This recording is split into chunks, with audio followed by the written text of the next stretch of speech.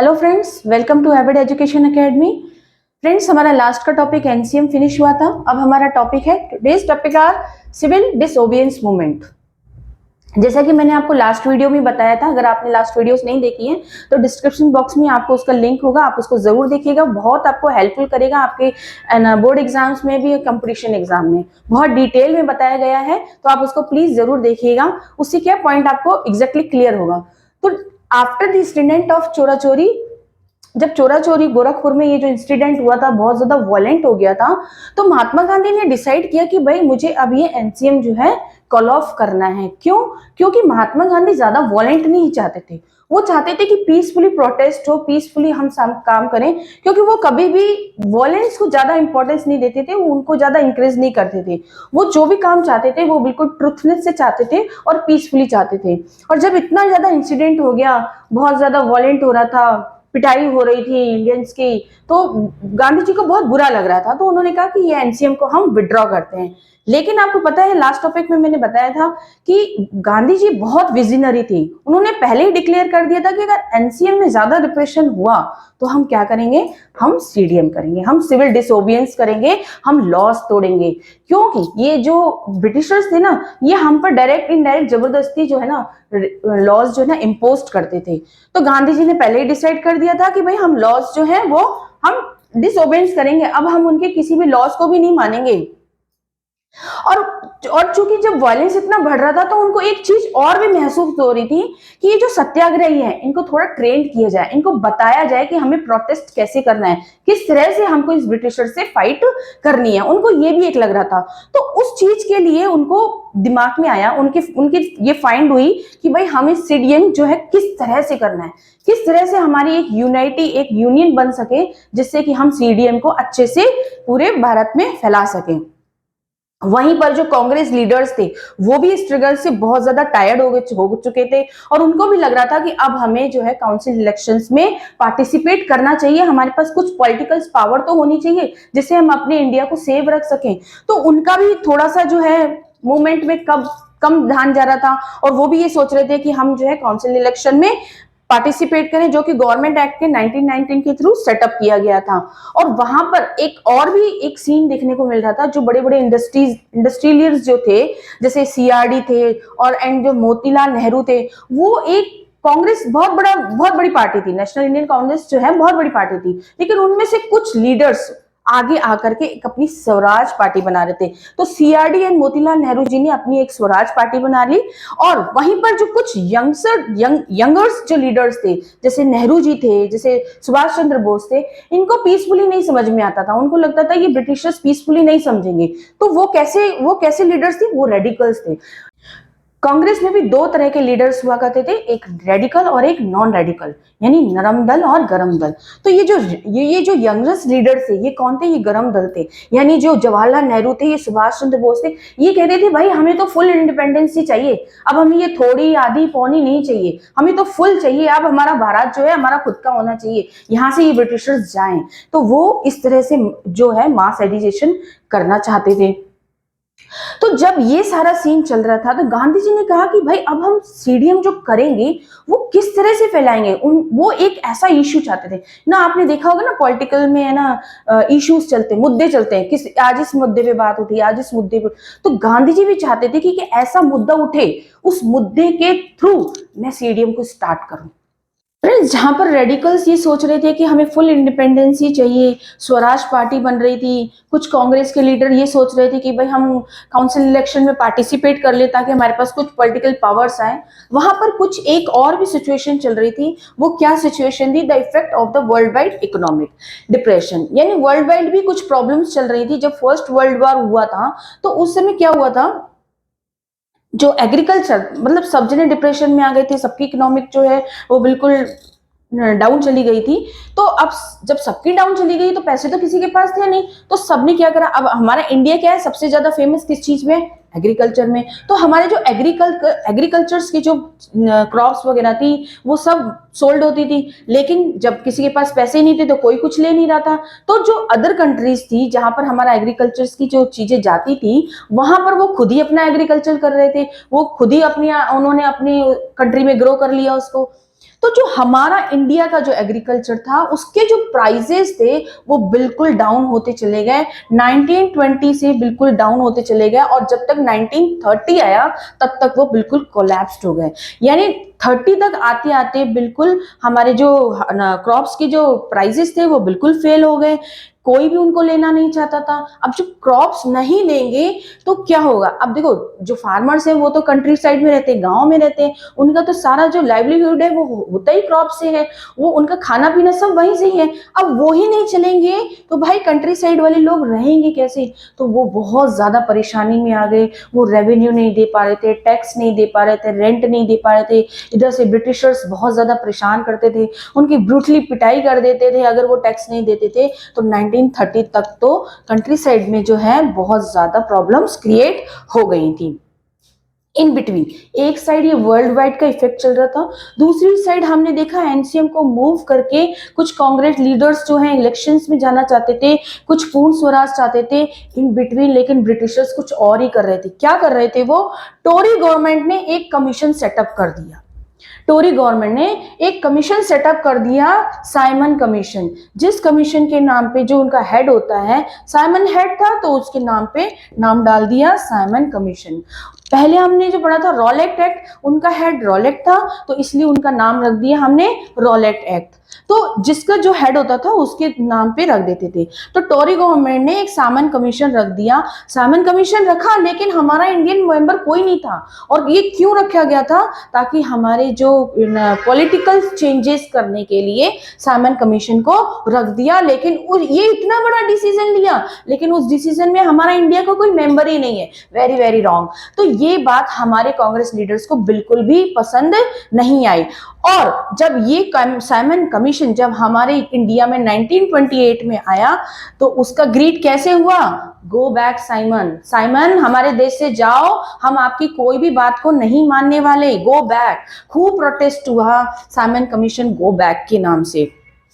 और उस समय सबसे अच्छी बात ये थी कि जो हमारे जो इंटरनल मतलब जो भेद चल रहे थे, जो इंटरनल प्रॉब्लम चल रही थी वो सब खत्म हो गई, सब एक साथ आ गए, कांग्रेस के लीडर्स एक साथ आ गए, मुस्लिम लीग्स आ गई, और भी वो जो सोशल ग्रुप्स थे सब एक साथ आ गए, और सब जने प्रोटेस्ट करने लगे अगेंस्ट द साइमन कमीशन, क्योंकि ये बहुत ज्यादा हमारे ऊपर इम्पोज किया जा रहा था। फ्रेंड्स, जब लाला लाजपत राय जी को आइसोलेटेड कर दिया गया था क्योंकि वो पीसफुली प्रोटेस्ट कर रहे थे साइमन कमीशन का, तो बहुत ज्यादा देश गुस्से में था, क्योंकि जब लाला लाजपत राय जी नहीं रहे, एक बहुत हमारे बड़े ग्रेट लीडर थे, वो जब नहीं रहे तो गांधी जी को भी बहुत बुरा लगा कि ये क्या हो रहा है। मैं तो पीसफुली चाहता हूँ कि हाँ हमारे यहाँ पे इंडिपेंडेंसी आए, पीसफुली सब कुछ चाहता हूँ, और यहाँ पे तो इतना ज्यादा वॉयलेंट हो रहा है और ब्रिटिशर्स हमारी पिटाई कर रहे हैं। एक तो बिना कारण से ही साइमन कमीशन बिठा दिया, कभी कुछ एक्ट लगा देते हैं, कभी कुछ कर देते हैं, कभी कुछ इम्पोज कर देते हैं, और फिर ऊपर से जो नुकसान हो रहा है वो हमारे इंडिया के भाई बहनों का हो रहा है। तो उन्हें बहुत बुरा लग रहा था, क्योंकि एक तो वैसी वर्ल्ड वाइड प्रॉब्लम चल रही थी, इकोनॉमिक वैल्यू बिल्कुल डाउन हो गई थी, स्मॉल पिजन्स को जो है बहुत ज्यादा परेशानी हो रही थी, है ना। तो जब ये प्रोटेस्ट जो चल रहा था साइमन कमीशन का, तो लॉर्ड इरविन ने सोचा कि भाई अब इस देश को संभालने के लिए हमें कुछ करना पड़ेगा, इनको कुछ है ना एज ए लॉलीपॉप कुछ देना पड़ेगा ताकि ये देश शांत हो जाए, ताकि यहाँ के लीडर्स जो है शांत हो जाएं। जब बच्चा रोता है तो हम उसको कुछ दे देते हैं ना जिससे वो शांत हो जाए। तो ये जो ब्रिटिशर्स थे ना, ये भी ऐसे ही सोच रहे थे कि हम इनके लीडर्स को कुछ दे देते ताकि ये शांत हो जाए, नहीं तो अब तो बोरी बिस्तरे बांधने का समय आ गया, अब हमको यहाँ से जाना पड़ेगा, और अगर यहाँ रहना है तो कुछ हमें इनको देना पड़ेगा। तो उन्होंने सोचा कि थोड़ा सा डोमिनेंट स्टेटस दे देते हैं उनको, थोड़ी सी पॉलिटिकल पावर दे देते हैं और कहते हैं भैया तुम भी खुश रहो, हमें भी यहीं रहने दो।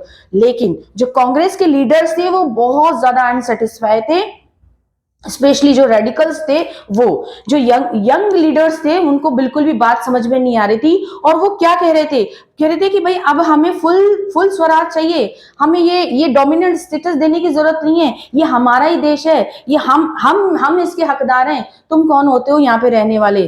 तो जो रेडिकल्स थे वो बहुत ज्यादा प्रोटेस्ट कर रहे थे। और दिसंबर 1929 में लाहौर सेशन में, उस समय तो पाकिस्तान वगैरह सब एक थे तो वहां पर सेशन ज्यादा हुआ करते थे, तो लाहौर सेशन में जवाहरलाल नेहरू जी ने ये फुल हक से पूरे प्राउड के साथ कहा कि अब हमें पूर्ण स्वराज चाहिए, अब तो हम पूर्ण स्वराज ही मांगेंगे। और उन्होंने ये डिक्लेयर कर दिया कि नेक्स्ट मंथ जो 26 संडे जो आएगा उस पे हम इंडिपेंडेंसी का फुल महोत्सव जो है हम इसको सेलिब्रेट करेंगे, तुम चाहे मानो या ना मानो हम तो ये करके ही रहेंगे।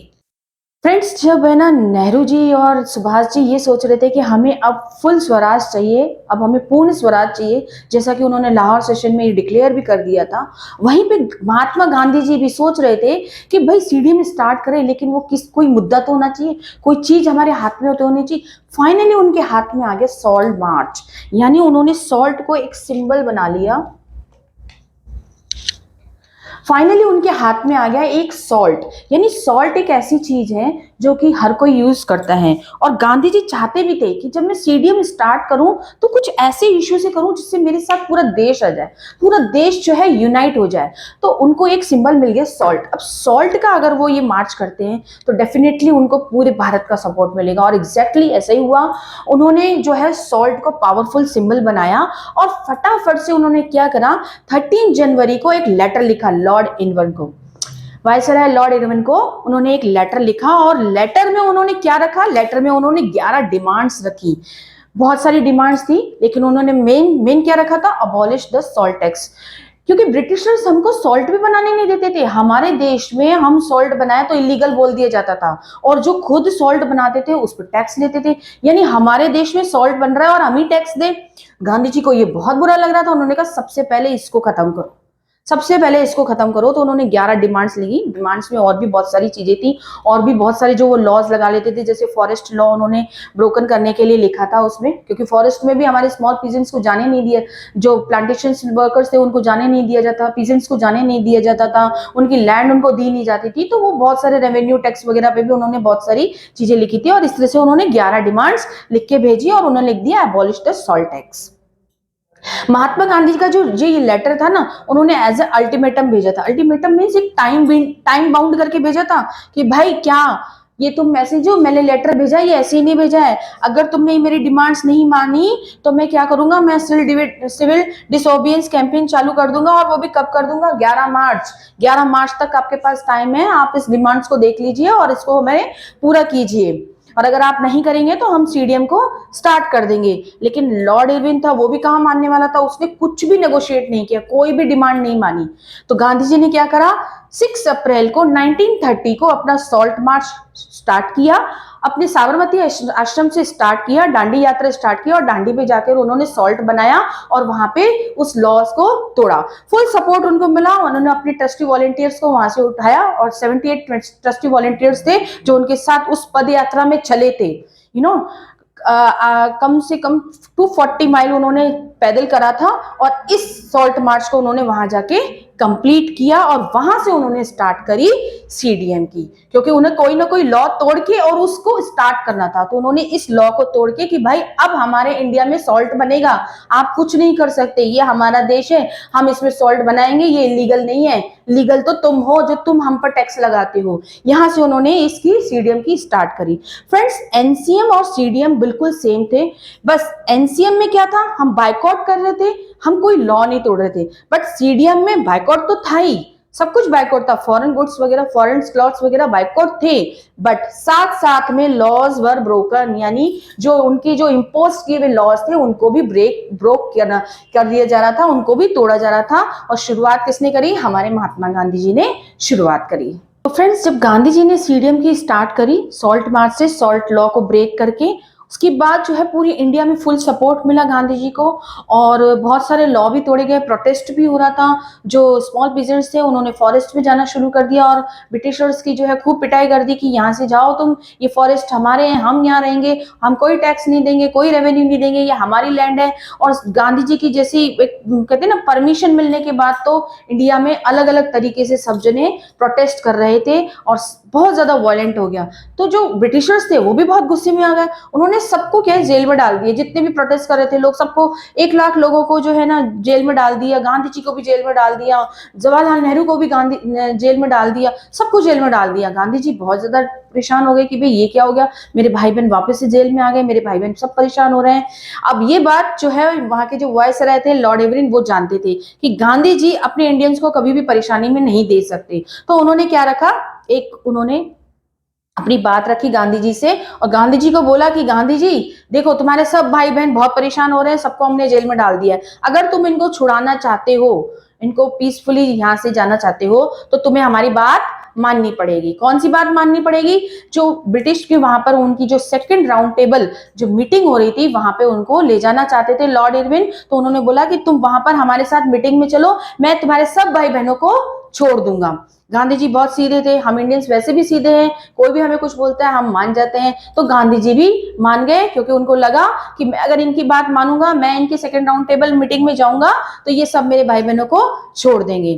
भाई वो चले गए मीटिंग में, वहां पर मीटिंग में गए गांधी जी ने, तो देखा भाई हमारे लिए तो कोई भी बात नहीं हो रही, हमारे हित के लिए तो भाई कोई भी बात नहीं हो रही, जो भी बात कर रहे हैं वो अपने हित की बात कर रहे हैं, अपनी बात रख रहे हैं। तो गांधी जी बहुत ज्यादा डिसअपॉइंट हुए उस मीटिंग से, बहुत ज्यादा। Gandhi ji was very disappoint with meeting, और वो इस डिसअपॉइंट होकर के जब इंडिया में आए तो उनको कुछ और ही सीन दिखा वहां पर, उनको कुछ और ही सीन दिखा, जैसा ब्रिटिशर्स ने कहा था वैसा उन्होंने बिल्कुल भी नहीं किया। The government had begun a new cycle of repression, उन्होंने इस जो है ना रिप्रेशन का और एक नया जो प्रोसेस चालू कर दिया था। जो हमारे लीडर थे गफार खान एंड जवाहरलाल नेहरू, उनको भी वापस से जेल में डाल दिया, और जो कांग्रेस लीडर्स हैं उनको इलीगल बता दिया।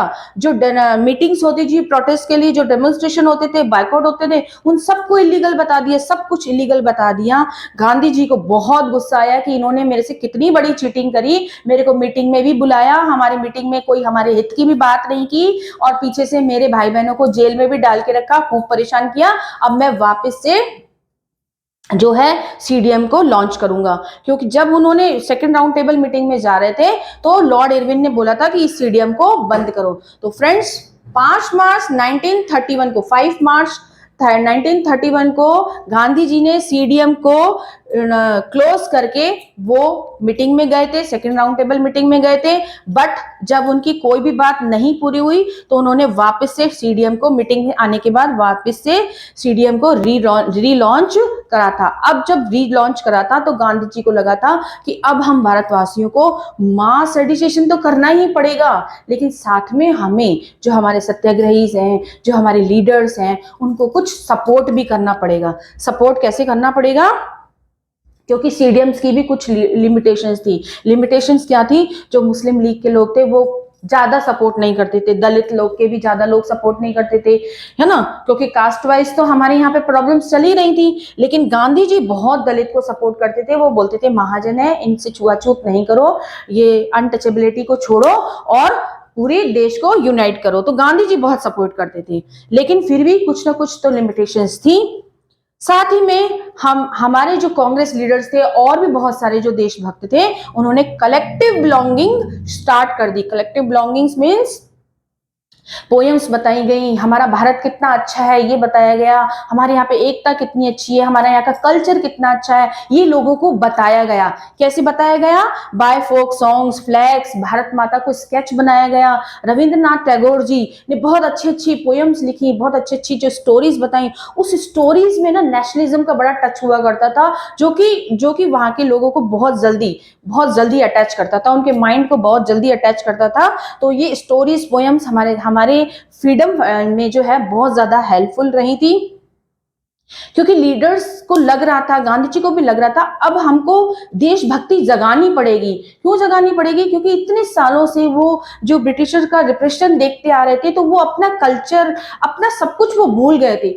जैसे हमको ब्रिटिशर्स बता रहे थे, हमें ब्रिटिशर्स क्या बता रहे थे? तुम पुअर हो, तुम पढ़े लिखे नहीं हो, तुम में ये कमी है, तुम ऐसे हो, तुम ऐसे हो। वो हमारी जो है ना, हमको डाउन किया करते थे, और वो अपने तरीके से खुद को लीजेंड बताते थे। हमने देखो ये बना दिया, हमने देखो ये ब्रिज बना दी, हम कितने पढ़े लिखे हैं, है ना। तभी तो जो बड़े पीजेंट्स थे, जो रिच पीजेंट्स थे, वो वहां के टाइटल्स को लेकर के और खुश हो जाते थे। वो ऐसे ऐसे है ना काम किया करते थे ब्रिटिशर्स। तो वो जैसा हमें दिखा रहे थे हम वो सब देख रहे थे, और जो हम खुद का कल्चर है, हम खुद की इंडिया को भूल गए थे। तो जो नए लीडर्स आए, जो नए फ्रीडम फाइटर्स आए, उन्होंने इन पोयम्स के थ्रू और फोक सॉन्ग्स के थ्रू, वंदे मातरम सॉन्ग बना जो कि हमारे लिए आज तो हमारा नेशनल सॉन्ग ही बन गया है, वो सॉन्ग बना करके बंकिम चंद्र चटर्जी ने वो सॉन्ग बना करके और लोगों को बताया कि देखो हमारा भारत कितना अच्छा है, हमारी भारत माता कितनी अच्छी है, डिवाइन है, स्पिरिचुअल है। और उस भारत माता के प्रति जो है ना एक भावनाएं जगाई, लोगों के अंदर नेशनलिज्म की भावनाएं जगाई, और फिर हमें फाइनली 15 अगस्त 1947 को जो है हमें फ्रीडम मिली, फुल फ्रीडम मिली। इन बिटवीन 1942 में क्विट मूवमेंट भी चला था, उसको क्विट मूवमेंट में सभी ने जोर शोर से पार्टिसिपेट करता था इन दिस, बल्कि जो है हमारे वुमेन्स ने भी बहुत ज्यादा सपोर्ट करा था। तो फाइनली हमें आज़ादी मिल चुकी। और फ्रेंड्स, मैंने आपको सब कुछ इसमें बता दिया है, आप इसको जरूर देखिएगा और ये आपको बहुत एग्जाम में हेल्पफुल रहेगी। Thank you.